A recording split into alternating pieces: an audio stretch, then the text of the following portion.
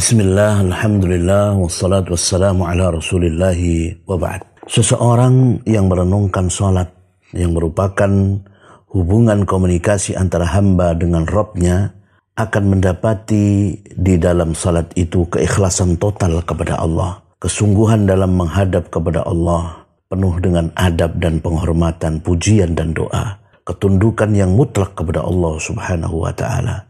Ini adalah satu fenomena pengagungan hamba yang luar biasa terhadap Tuhannya. Ia berdiri menghadap kepada Allah.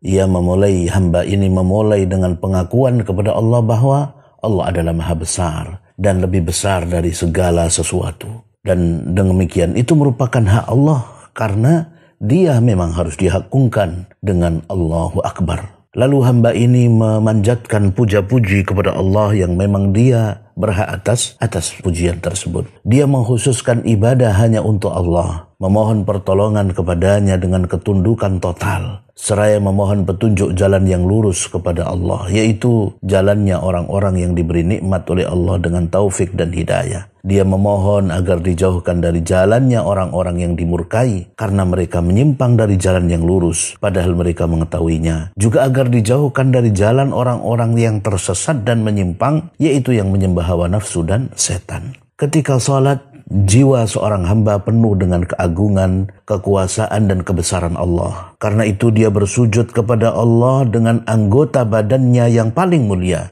Dia tunjukkan kehinaan dan kefakiran dirinya kepada Allah Ta'ala. Keistimewaan salat dari sisi agama adalah ketundukan total kepada Allah, Rabb semesta alam, kekhusyuan dan pengakuan terhadap keagungan Allah. Ketika hati merasakan demikian, maka jiwanya akan dipenuhi dengan ketakutan kepada Allah dan menahan diri dari yang diharamkan. Maka tidak mengherankan karena Allah Subhanahu wa ta'ala berfirman, "Innas salata tanha 'anil fakhsya'i wal munkar wa la dzikrullahi akbar." Sesungguhnya salat itu mencegah dari perbuatan keji dan mungkar, dan sesungguhnya mengingat Allah yaitu salat adalah lebih besar keutamaannya dari ibadah yang lain. Surat Al-Ankabut ayat 45. Salat menjadi motivasi besar bagi hamba untuk meraih kemaslahatan agama dan dunia. Maka Allah Subhanahu wa ta'ala berfirman menegaskan masalah ini, wasta'inu bis sabri was salah, dan mohonlah pertolongan kepada Allah dengan sabar dan salat. Surat Al-Baqarah ayat 45. Dengan salat orang akan mudah menjalankan ketaatan dan berbuat baik dengan jiwa yang tenang serta mengharap ridha dan pahala dari Allah. Salat menjadi motivasi dalam kemaslahatan dunia karena salat bisa meringankan beban kesulitan dan menghibur diri dari musibah. Allah tidak akan menyia-nyiakan pahala orang yang